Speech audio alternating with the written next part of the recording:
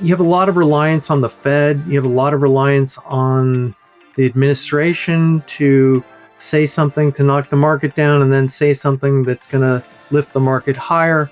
I think that there's a lot of structural problems in the economy, and I think that the true outcome is probably going to be a market correction or something worse that people don't expect. That's what's kind of driving me right now.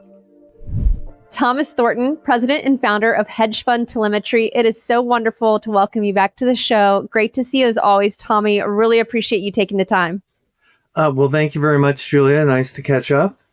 It is so nice to catch up, and I'm thrilled to have you back on. It's been about 4 or 5 months since our last check-in, and gosh, it's been just crazy time in the market. So we have to start with the big picture. What do you make of what you've been seeing transpire in markets? What has been on your radar? Take us inside that framework in which you're looking at the world today, and where do you see things headed? Well, here's how I see things right now, and it's really pretty clear. People are all in, investors of all types. You can go to retail, look at every single data metric out there from Bank of America to you name it. Retail's all in. CTAs are all in, 100th percentile of being long. The risk parity people are in the 100th percentile of being long, both stocks, bonds, and currencies, commodities. They're super long. And now you have hedge funds begrudgingly turning long late into this. And on top of it, people have never been more levered in their life. People are long, they're levered, they're complacent. You're seeing like massive amounts of call buying. Short-term call buying is now dominating, I think, 60% of the options market. You see commercials and people putting out things for, I'm only buying options now. I don't buy shares, I just buy options. And things can happen that those people don't want. And we saw some of that speculation in crypto this last week, Friday and through the weekend, all these dire stories of people that lost everything. 1.6 million crypto accounts were liquidated, which is just an amazing number.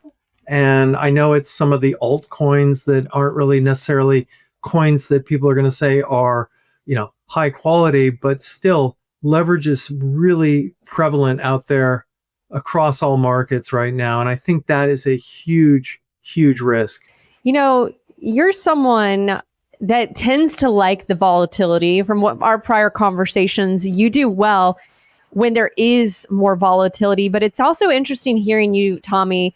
You've been in the markets for 30 plus years. You've been through multiple cycles in your career. How do you think this moment that we're in right now compares to, kind of previous market cycles that, caught your attention? Because I'm kind of sensing from you, like, you're worried. Yeah, I'm positioned properly the way I see it. So I'm not as worried, but I am concerned that this gambling mentality is going to hurt retail investors. And again, you saw some really dire stories about people in crypto that, some influencer, was found dead in his Lamborghini, which is, sort of like par for the course. But that's the kind of thing that happens when people are over-levered, they're complacent, they don't realize what they own, and they're caught out. And that's the thing that concerns me about retail. They're buying all sorts of stuff, whether it's, quantum computer chips or things like that, stuff that doesn't make any money. And that to me is something that it's just pure gambling right now. And listen, we have a gambling type mentality right now in the world. You can gamble on sports, you can gamble on politics, you can gamble on just about anything out there.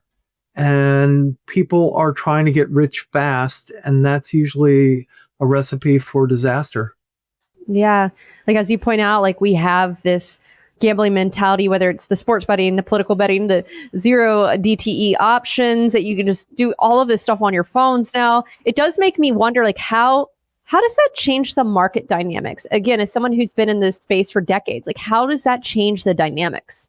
Well, I think it's just a matter of generations, and generations forget about risk, or they don't know about risk, and they don't realize it until they're liquidated or things blow up in their face. And I've been through a bunch of different market cycles. I've seen markets that have crashed. I've seen markets that have been absolutely brutal to be in.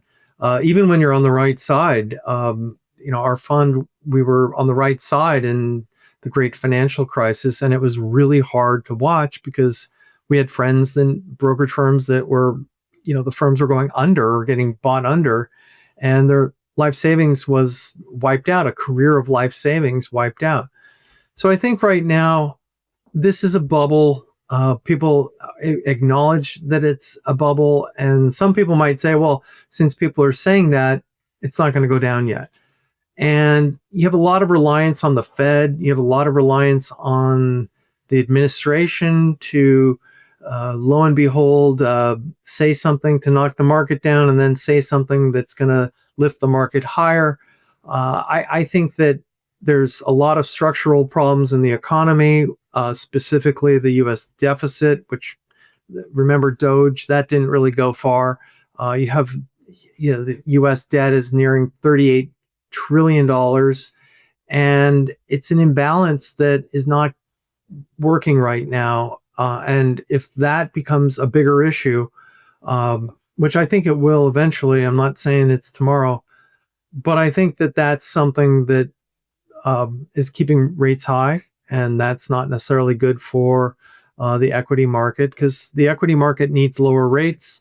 So the housing market gets unfrozen, funding on credit gets a little easier and cheaper. So I think that's kind of what people want, but we're not going to get that artificially. And I think that the true outcome is probably going to be a market correction or something worse that people don't expect. And I guess that's what's kind of driving me right now. A market correction or something worse. I would love to hear more on that. And do you think are we headed to like a blow off top here? Like, where do you see, what are the scenarios that are running through your mind right now? Well, I definitely think we're at a blow off top. And usually when you have a blow off top, you also have the people that say, no, we're not quite there yet. And maybe we're not for some things, but I'm seeing a lot of evidence that we're getting that. One of the things that I'll show you when I show you some slides.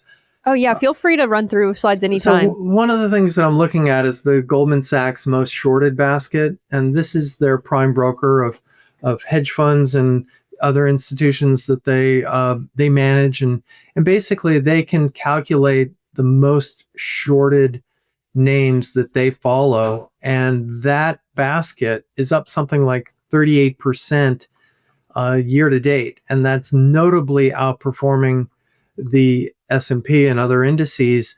And that basically means to me that those shorts have been blown out. And when I see that happen, well, I know what kind of market that is. And if you don't have shorts in the market or fewer shorts, if you do have some sort of market dislocation, that natural buyer, the short, is not going to be there to cover their shorts, and things can get a little deeper, and it could be almost like a vacuum lower. Gold keeps setting new all-time highs, but price appreciation isn't the only way to profit from owning gold. Monetary Metals is redefining the future of precious metals investing. Instead of paying to store gold, imagine getting paid to own it. With Monetary Metals, you can earn up to 4% on your gold, paid in physical gold. That's right, your ounces grow each month, not just your paper balance. A yield on gold, paid in gold, means you're stacking more ounces every single month. And you still benefit if gold's prices rise. You're earning more gold every month and enjoying potential price appreciation at the same time. Go to monetary-metals.com/Julia to learn more and see how you can start earning 4% on your gold, paid in gold. So that was one of the questions I wrote down for you, is that shorted, you wrote a note and you talked about the most shorted stocks have been squeezed higher. So when you're saying that basket that comes out from Goldman, they do that kind of list, it's up 38%. So that knocks the short sellers off. it's been a really tough environment for short sellers, but yet they play a really important role, because when you do have prices that decline, they are the natural buyers during those declines. So that's an important dynamic. So does that mean, Tommy, when we see that correction, that it's going to be more dangerous than prior corrections when you actually did have that natural buyer, if you will, in the short seller? Oh, absolutely. When you have shorts forced out of the market, and you lose that bid, if let's say things drop 5%, if you don't have that buyer and people are all in, which we have full evidence of that, and levered, yeah, things could get a little dicey, and it could happen soon. It could happen sometime this year or next year, and really, when you have a bubble and it's persisted this long without any bit of a correction, that membrane on the bubble gets thinner. So it really doesn't take anything that much of a sharp object, as I could say, to pop that bubble. Back in 2000, in March, I remember who popped the bubble was Avi Joseph Cohen of Goldman Sachs, and she just came out in her nice, calm way saying, "I think stocks are overvalued," and then all of a sudden the market, fell apart, and then cascaded with a lot of volatility. And we had volatility in that first episode of the markets moving up, 10, 15, 20% up and down over a period of months. And then ultimately, when the tech CapEx bubble burst, that's when things really, was a final blow. Speaking of like the market mechanics, one of the other areas you've talked about, and it's also come up on this show too, is the passive bid and ETFs, especially when you're talking about like leveraged ETFs. How do you think about that part of the equation? It's absolutely, it's a new dynamic, because back in other periods, people would just use leverage and margin debt. And this is a convenient way for people to get around that. And they may be using it in, I don't know if you can use it in retirement accounts or other types of forms. But, if you like something, why not like it double the amount? And if it works, leverage is great when it works, and liquidity is great on the upside always. But when things turn, it gets, it becomes something of a problem.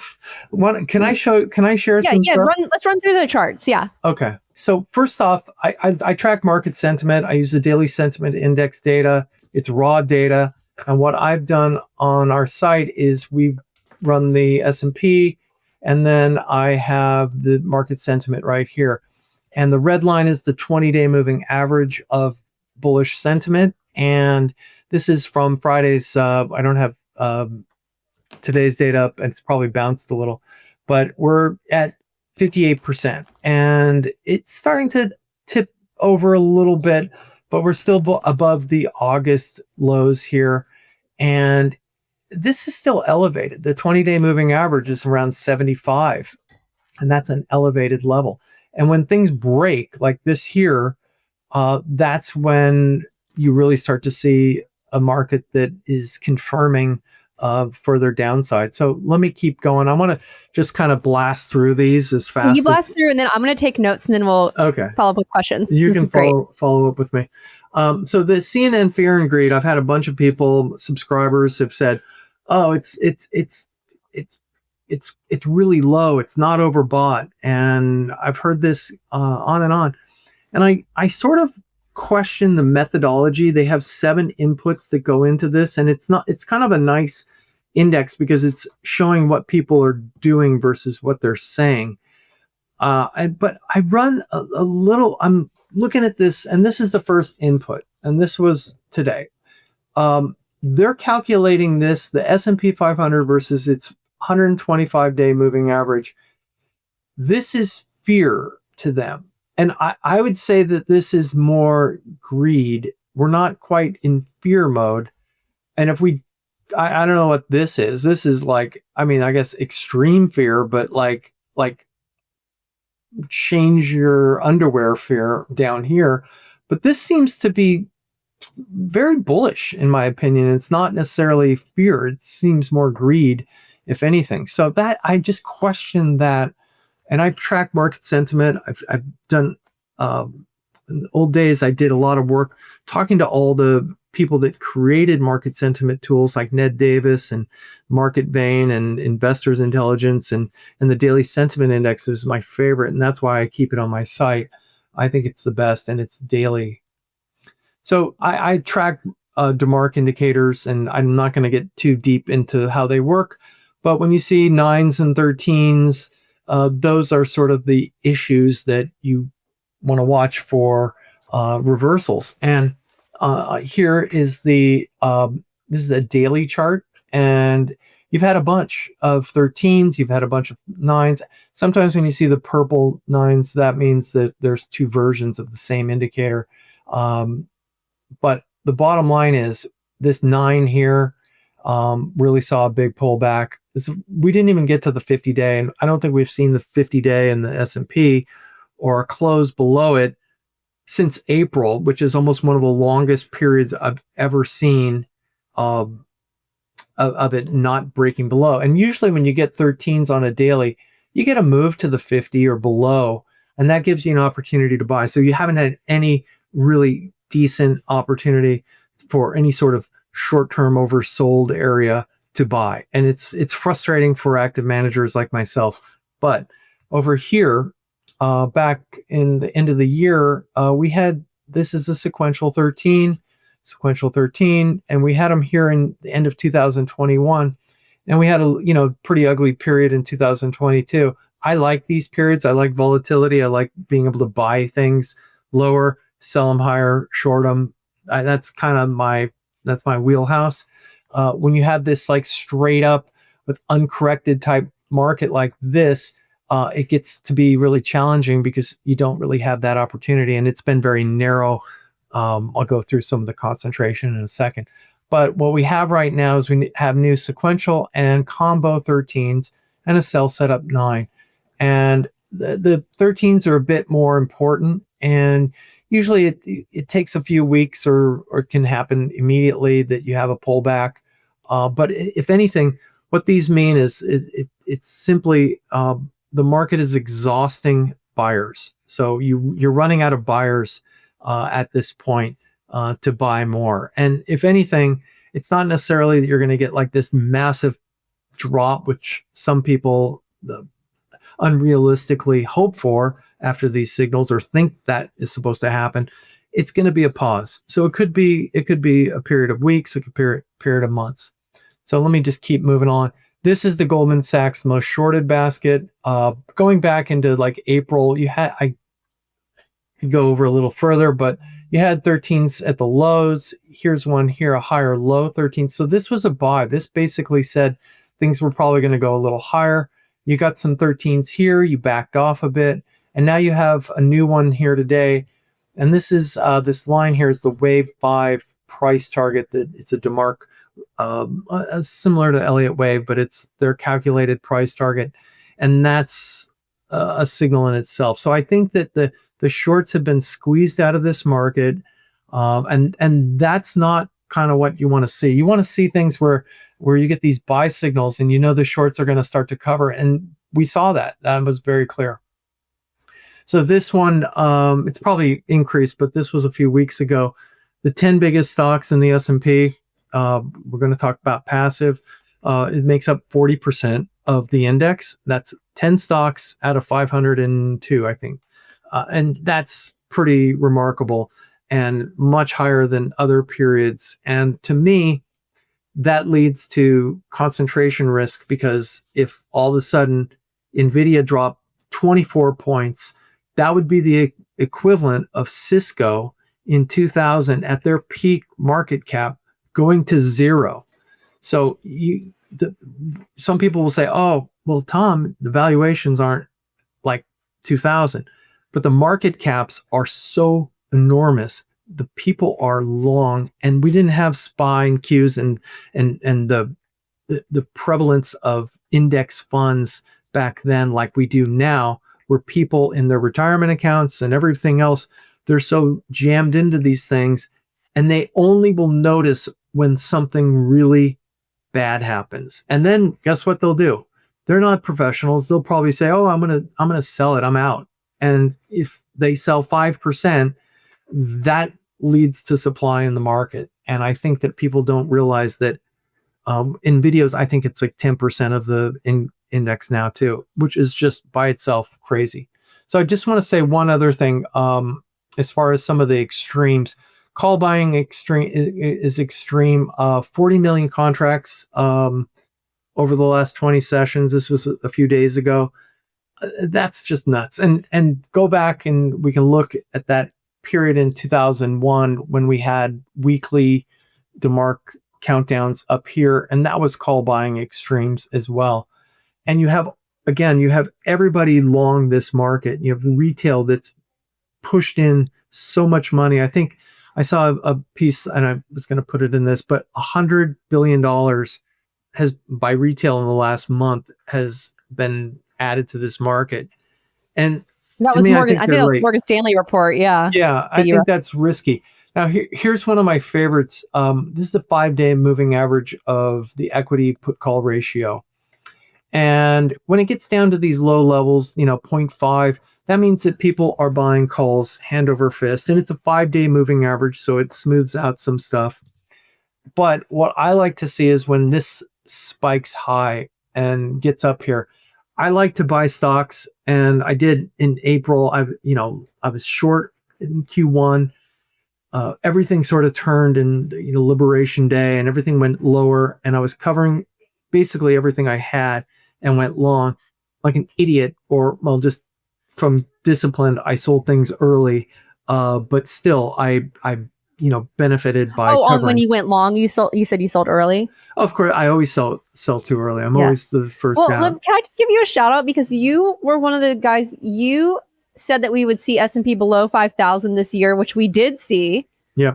And then we had Liberation Day. So I just want to give you credit where credit's due, because you are a trader. Yeah, I am. And I'm pleased that, we got that level. I'm not one to do the end of the year type targets, and, the sell side also. Remember one thing about the sell side, and they're all the same. They were lowering targets in Q1 and in early April. And then, as the markets hit new highs, they're raising targets. So they're just always in that mode.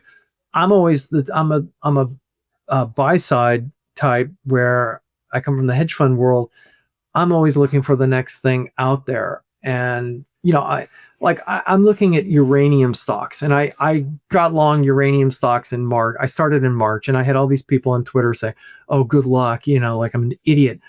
And now they're like, I'm up 120% in, the uranium ETF. I've sold, most of it, but still it's just gone parabolic. But going back here.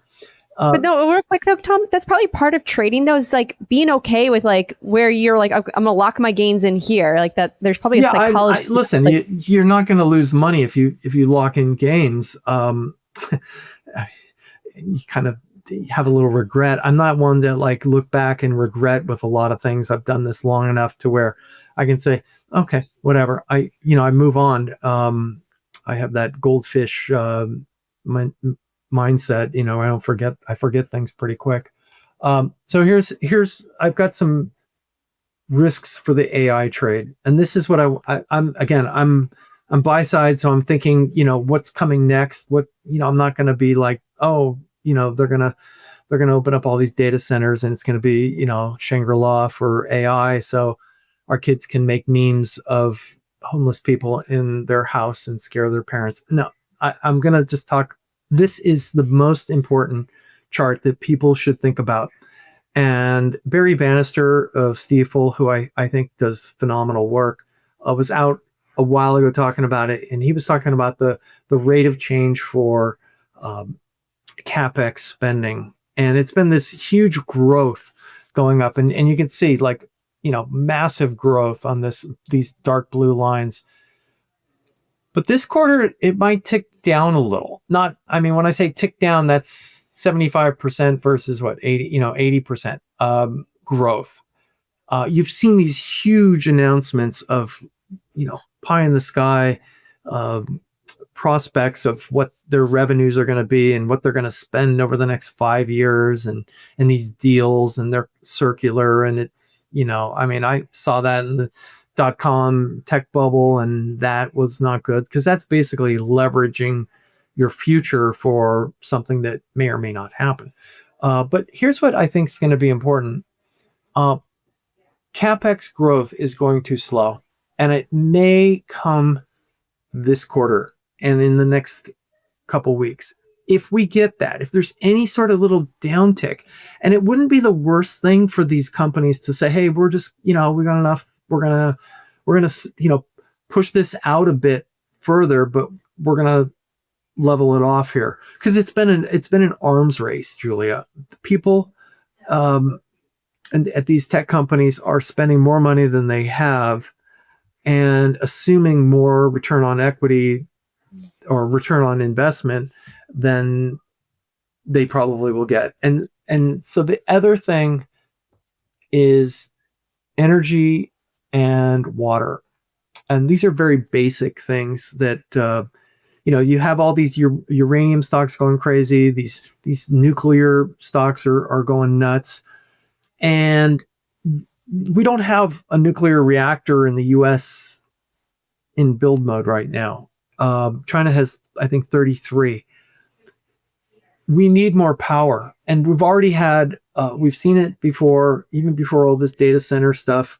We've seen power outages in various states and other places and electricity bills are going up. So the problem is electricity bills have been going up, except in Nevada, which is sort of weird because I guess, Nevada, you think Las Vegas and the City of Light and all these lights.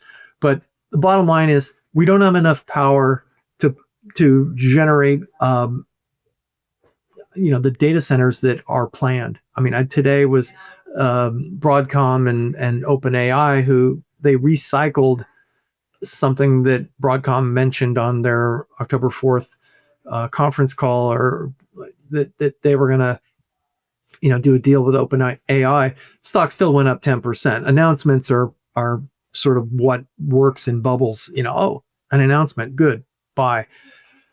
But we don't have enough power. 10 gigawatts of power is about New York City, and I don't know where we're going to get that. And the thing that investors, I think, are misunderstanding is that the time to build out, whether it's natural gas, hydrogen, nuclear, it's going to take years to build these power generation plants and get them operational. It's not China, where they can be fast-tracked and environmental concerns, just no worries. It's going to take time. And the other thing over here is the water needs are going to be unbelievable. And I'm originally from California, and I can tell you that California is always going to be in a drought. There's always going to be some sort of issue as far as water, and water bills are extremely expensive already. So you have electricity bills that are elevated from 2020, and they're just going to go up.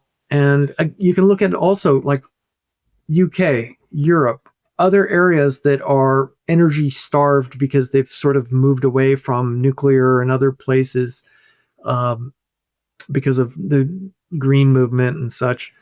They don't have the power to generate data centers. And I don't see the political environment healthy for the politicians saying, oh, we're going to, open up these data centers. They don't generate that many jobs, and they take a lot of power, and it's going to cause inflation with energy prices and water prices as well.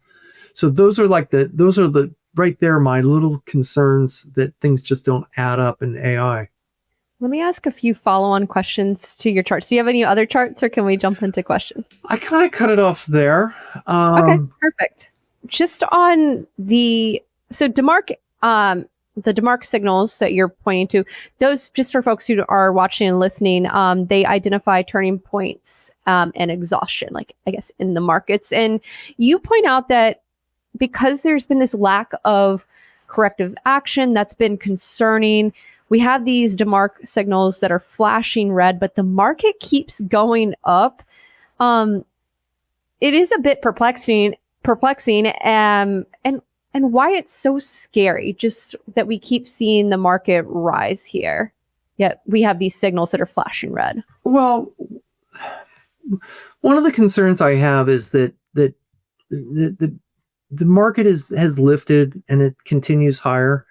I'm just going to pull something up here real quick. I want to see the percentage of stocks above on the S&P above the 50 days at 41%. And that to me is a bit concerning because the S&P is still above the 50-day moving average by 2% above the 50-day moving average. So you're starting to see more stocks break below the 50-day moving average and sort of basic stuff. But the bottom line is markets always narrow as they go higher. And the amount of attribution that Nvidia has done just by itself is double that of Microsoft the next. And that's about 18% just by Nvidia alone, moving the S&P 500 up. And that average, that's like an average that I can look back to the lows in 2022 when the market made a pretty good bottom. And that's a very high number for one stock. So there's so much reliance on Nvidia to continue to go higher. And, one thing that happened with Cisco, which was the darling back then, earnings continued to go higher, but the growth rate slowed and the CapEx budget started to slow with the telecom companies. They felt they had enough switches and routers and such that that sort of it leveled off, and that's kind of what Barry Bannister is thinking, and as well I am. My guess is let's put ourselves on the grills a bit. My guess is the bulls would say the economy is strong, unemployment is low, earnings are growing, that we're not in a bubble, valuations aren't as extreme. What's your response to the bull argument, the bull case? What are they missing? Why are they wrong? Well, look, there's certain things that they can say that I would agree with. One of the things that I would say is that I heard the same arguments that, the sky was, everything was going to be growing to the sky with the internet and, all the stuff in the tech bubble. And the backdrop of the economy being strong, I think the economy was a lot stronger in 2000 than it is now, especially when you filter in the $38 trillion in debt versus $4 trillion in debt. And we have a $2 trillion deficit, and we had a surplus back then. Things were overdone back then. And just like now, there's a risk of that overheating in the stock market causing pullbacks, and that could also, a stock market pullback could also affect the economy as well, and that's something to consider because it did so in consumer spending, and that's one thing Greenspan talked about in his book. He said he underestimated the weakness in consumer spending, and I think it's because people were in tech stocks and they got buried in tech stocks and they lost money, and that bubble burst. Mm-hmm. Everyone often assumes that the Fed will save the day. They'll save the day again. Why might that not work this time? Yeah. Again, I think that I think the balance sheets on the banks and other places that normally the Fed cutting rates would would benefit are pretty full. And I also think that the fact that you really haven't seen Treasury rates move lower when the Fed cuts rates is another sign that the Treasury market and the Fed funds market they're totally separate, and one's real concerned about unemployment, and then one's really concerned about the deficit and high debt and spending and a bit of dysfunction happening on the fiscal side and maybe on the monetary side as well. Just to reiterate, you mentioned throughout the conversation that you're positioned net short. Can you walk us through that decision, the risk of management that comes around going net short, and as a follow-on too, like if you're wrong and the rally continues for like another year, what do you do, or how do you change your thesis? I'm not saying you're going to be, but I'm more curious about the risk management part of it. Yeah, like take me inside. Like, how does it work? Well, one thing that I'm really fortunate is that I started the year off, notably outperforming the S&P. When the S&P was down, I was up, pretty strong. So I could afford to take a little bit more risk, and I still can to position myself net short. And I'm not necessarily, sometimes it's important to understand that, if you short the ones that look the most obvious, the quantum computing stocks or some of these uranium stocks or some of the meme stocks, if you short those, you have to understand that other people are doing the same because they make no sense. So sometimes I'll look for ideas that are crowded ideas that are super well, big liquid names. I'm short Nvidia. I have my reasoning, and I talked about it with the AI CapEx budgets and such. And it's not cheap either. But I size my positions properly. I don't go over 5% for any one size or one position. And a lot of them, until they get into the money, I'll keep it 2%. I still can make, a fine amount with a 2% position. I have a couple, I'm short App Lovin', and that one ran up with the S&P inclusion. I think that with the SEC probing them, I think that is a concern, and the stock's not cheap. They're growing, but I think that there's risk with a name like that. And I like to short things that get that trap buyers, that people are long and it goes below a certain level where they bought and they get forced to sell. So that's sort of a little trick that I like to watch. And I don't need to necessarily get out there and try and short meme stocks or some of the other ones that are just so obvious, where they don't make any money. But that's generally what I do. And if I'm wrong, I'll pivot and move on. But I do think that I feel fairly confident that we're going to have a decent sized correction ahead, and that hasn't necessarily finished playing out. I mean, it's been 2 days down in the market, and people are crying that the Trump's got a taco trade this, and I think that eventually the taco trade doesn't work, and I think that's something that I'm watching right now, because if that fails, that's going to trap a lot of the buy the dip people, and that's what I look for when I start to short things. I like to see people trapped and forced to sell. Sounds mean. Yeah. No, I mean, it's how it works.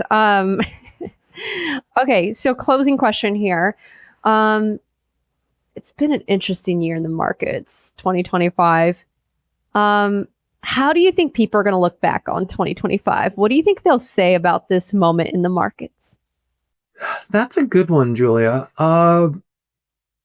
I think they're going to look back and say the signs were so obvious, and they won't say that until everything seems to blow up in the markets. And I think that's what people are going to look back on it and say, man, that was just so obvious, and it was so easy to short. And it's never easy to do anything. Never easy to be long something or short.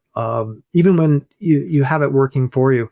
I can tell you that we had $1 billion at our fund short in financials in 2007 and 8, and we had names like Bank of America go up 100% in our face. Even still, we were still profitable on them, but we had to hold on to certain volatile names to ultimately get to the lows. So I think that 2025 will be a year of speculation, a year of looking back and saying, man, that was so obvious. But it always is in hindsight. Now, what I have to do with the experience that I have is I have to find the ideas that I look at and are going to be what people are going to say, oh yeah, that worked on the short side.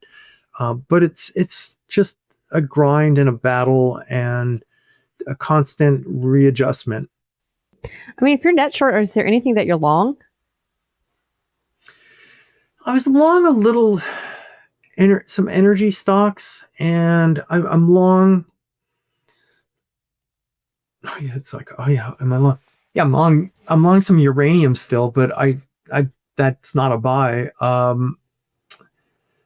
have such few longs, and the one long that I really like is it's an infrastructure company called Golar, and Golar is a company that has it's a natural gas extracting vessel, and what they do is they lease out for 20 years to large energy companies around the world, not anywhere specific, but they'll lease out a vessel and get a 20-year contract that's fixed of what they make on this vessel each year. And one of the nice things this time when they're redoing some contracts is they're getting a piece of the natural gas that they extract. Now, they're extracting natural gas from existing wells in the water, and it's really an elegant solution for countries like Argentina that needs energy, wants to be energy independent, and they've contracted with YPF and some others in South America to tap those wells. There's a bit of volatility right now because of Milei and his situation, but even if the leftists win, they're not environmentalists, so they're going to want to make money. So I'm not really worried about that. But what's nice is you can really value the company based on the vessels that they've already procured contracts. And they have 2 more vessels that they are going to contract. And I think that the stock will be a double in the next year, be generous in 2 years. But it's a $4 billion market cap. They have locked in $16 billion in free cash flow for over 20 years. So from a discounted cash flow perspective, this company is really sort of a no-brainer. And the CEO's pissed because he thinks his stock's undervalued. So they've been buying back stock. And it wouldn't shock me to see this thing get bought out. A smart investor, long-term investor could make that happen. And again, I think at $4 billion, I think it's a steal. I never heard of it. I have to say, I always enjoy our conversations. It's been way too long. Before I let you go, Tommy, can you let folks know more about, let's do this. Let folks know about the work that you're doing at Hedge Fund Telemetry, how they can support that work. Anything that you want to plug, you can. And any parting thoughts, anything that you would like this audience to think about before you go, the floor is all yours. Hedge Fund Telemetry is my site. It's an offshoot of the work that I did at a larger hedge fund. I put out notes every day talking about markets from stocks, bonds, currencies, and commodities. Do some crypto. I don't buy crypto, but I analyze it, and the stuff that I do actually gets it pretty right. But I really love what I do. It's a subscription model, so you can subscribe. I am in the midst of launching a whole new website, which I'm really excited about. We've been involved doing this since 2017, and it's been an absolute joy. Parting thoughts, I think people should think about if they're using leverage, if they're taking too much risk, be first. Be first to be the one out and lower your exposures. If you've had a good year so far this year, don't tempt the gods. Again, lower your exposures, lower your risk levels. There's going to be really good opportunities out there. We're going to try and find them when our indicators get to certain levels. And usually when those indicators are at certain levels, nobody wants to buy and they're telling me I'm crazy. So I look forward to that day. We will have you back on the show then, and then you'll be the bull when you come on, I guess. Yeah, back in April, I put the Herb Albert and Tijuana Brass, the Lonely Bull. It's like this, brass horn song. And people were like, what are you doing? I even had subscribers. You are not a perma bear. People are going to say, oh, you're a bear, but you're not like a perma bear. It takes a lot for me to get really enthused on certain things, but when I do, it usually works, and it has to sort of line up. I'm happy to be picky and not change my process for the market, especially if it seems irrational to me. So I'm pleased with how things are going. I've had a good year so far, and I'm looking forward to end the year really, really strong. You have had a good year. Thomas Thornton, founder and president of Hedge Fund Telemetry. Thank you so much for being so generous with your time, all of your knowledge, your amazing charts, and for being a friend of the show. Really appreciate you. Thanks, Julia.